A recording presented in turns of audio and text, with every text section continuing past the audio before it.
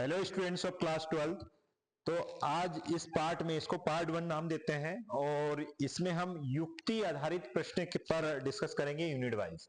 तो यहाँ पर हम यूनिट 1 में से ले रहे हैं और यूनिट 1 में मुझे सबसे पहले जो युक्ति दिखाई दी इसमें, इस युक्ति का नाम है संधारित्र।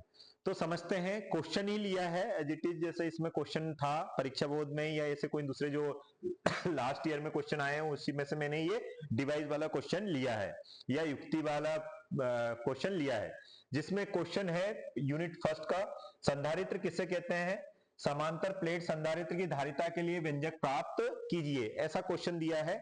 ये 2022 में 2019 में ये क्वेश्चन आया हुआ है, ऑलरेडी 2019 में आया है, 22 में आया है और आई थिंक एक साल और आया है कभी। लेकिन ये ऐसा क्वेश्चन लिया है कि ये डिवाइस थी इसलिए मैंने ये टॉपिक को लिया है। तो पहले समझना होगा हमें कि संधारित्र किसे कहते हैं।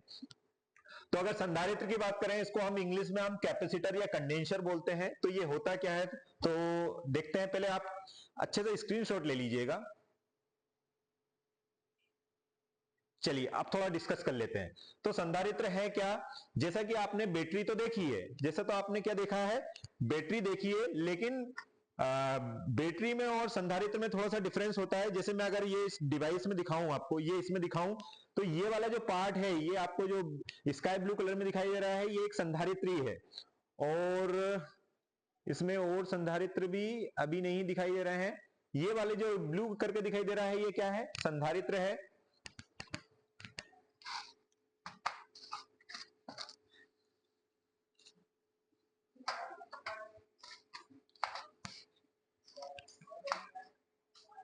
और ये अगर दूसरे भी देखें तो ये भी संधारित्र है, ये आपको दिख रहा होगा रेड कलर में, ये इस टाइप से, ये भी क्या है, संधारित्र है।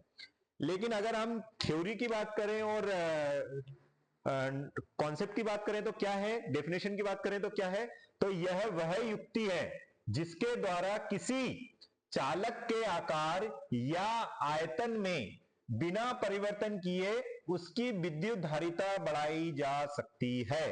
तो एक कोई ऐसी युक्ति जिसका वॉल्यूम तो सेम रहे, लेकिन हम उसमें उसके वॉल्यूम में कोई भी चेंज ना करें और उसकी विद्युत धारिता मतलब आवेश को संग्रहित करने की कैपेसिटी बढ़ती जाए, बढ़ा सकें, तो उसको हम बोलते हैं संधारित्र। वास्तव में संधारित्र विद्युत ऊर्जा संचित करने का साधन है, जिसको हम कंडेंसर भी बोलते हैं।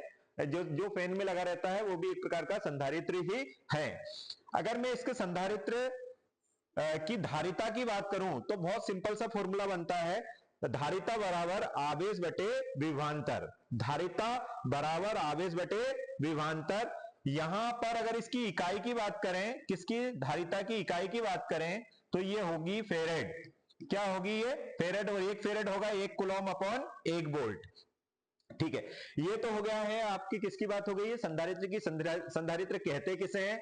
अब इसका व्यंजक की बात करते हैं। समांतर प्लेट संधारित्र की धारिता के लिए व्यंजक, तो समांतर प्लेट संधारित्र की धारिता के लिए व्यंजक का सूत्र होता है C बराबर, ये माध्यम की धारिता है, अगर किन्हीं दो प्लेटों के बीच में माध्यम भरा हो तो इसको हम लिखते हैं A epsilon not K upon D। समझते हैं क्या A है, क्या एप्सिलॉन नॉट है, क्या है, और K क्या है और D क्या है। तो देखिए दो समांतर प्लेट आपको दिखाई दे रही है, प्लेट है ये, लेकिन ये इसको A से रखा हुआ है तो आपको लाइन दिखाई दे रही है, बट ये क्या है, प्लेट है। और प्लेट पर आपको पता है विद्युत क्षेत्र की तीव्रता क्या होती है, सिग्मा अपॉन एप्सिलॉन नॉट। और सिग्मा क्या होता है, पृष्ठीय आवेश घनत्व, जो कि आवेश बटे क्षेत्रफल होता है, जो प्लेट है उसका क्षेत्रफल, और ये प्लेट पर जो आवेश है वो। तो ये प्लेट पर जो आवेश है वो क्या है, धनात्मक Q है। लेकिन आपको पता है इसके सिद्धांत के हिसाब से जो धन आवेश अगर एक प्लेट को दिया तो इंडक्शन के द्वारा ऋण आवेश इस पर होगा और दूसरा जो एक्स्ट्रा आवेश बचेगा वो अर्थिंग हो जाएगा।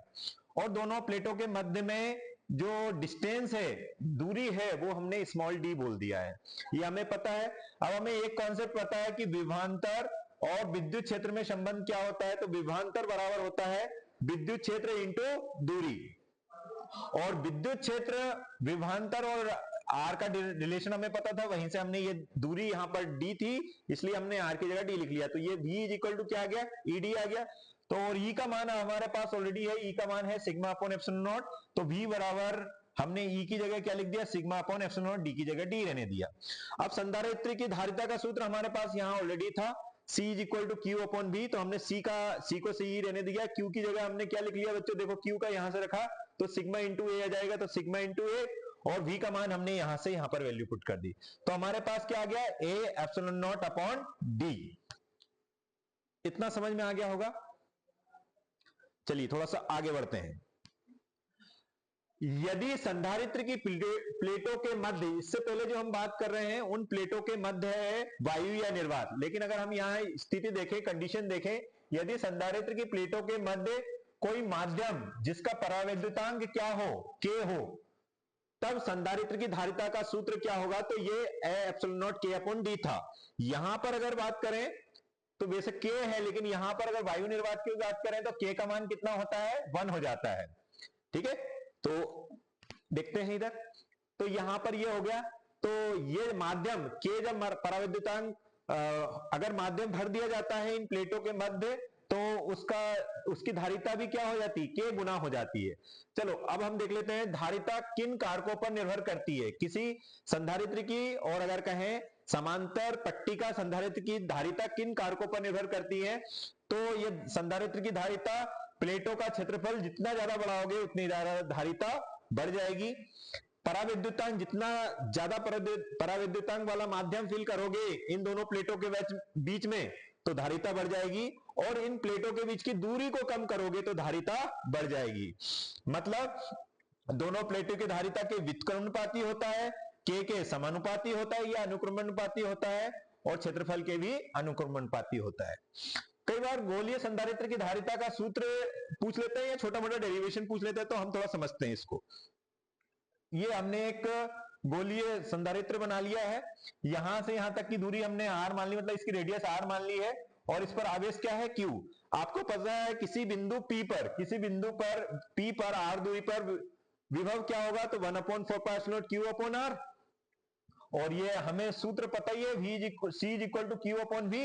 Q की जगह पे Q रहने दिया और V का मान यहां पर रख दिया, तो हमें फाइनल फॉर्मूला क्या आ गया, C is equal to 4 pi epsilon naught r, जहां पर C क्या है, समानुपाती है R के। मतलब अगर आप संधारित्र, गोलीय संधारित्र की धारिता बढ़ाना चाहते हैं तो त्रिज्या भी आपको बढ़ानी पड़ेगी, और अगर संधारित्र को कम करना चाहते तो त्रिज्या कम करनी पड़ेगी। और यहां 4 पाई एप्सिलॉन नॉट का मान 1/9 इंटू 10⁹ होगा, क्योंकि 1/4 पाई एप्सिलॉन नॉट का मान कितना होता है बच्चों, 9 इंटू 10⁹, तो इनका क्रॉस मल्टीप्लाई किया तो ये 4 पाई एप्सिलॉन नॉट का मान आ जाएगा। ये जनरली ये सूत्र का हमें यूज न्यूमेरिकल सॉल्व करने के लिए पड़ती है। आई होप ये भी समझ में आ गया होगा। तो आज के टॉपिक में या आज के इस वीडियो में हमने समझे हैं फर्स्ट यूनिट की पहली डिवाइस, और आई थिंक इसमें और ज्यादा डिवाइस वाले क्वेश्चन है नहीं इस यूनिट में। तो इस यूनिट में और चैप्टर नंबर 3 जो आपकी करंट इलेक्ट्रिसिटी है, उसमें भी कोई यूनिट वाले टॉपिक मुझे नहीं दिखे हैं, लेकिन ये फर्स्ट यूनिट का टॉपिक था जो कि मैंने आपको समझा दिया है। आई होप समझ में आ गया होगा। स्क्रीनशॉट ले लीजिएगा और कुछ कमेंट करके पूछ लीजिएगा अगर आपको कोई डाउट हो तो। Okay, thank you.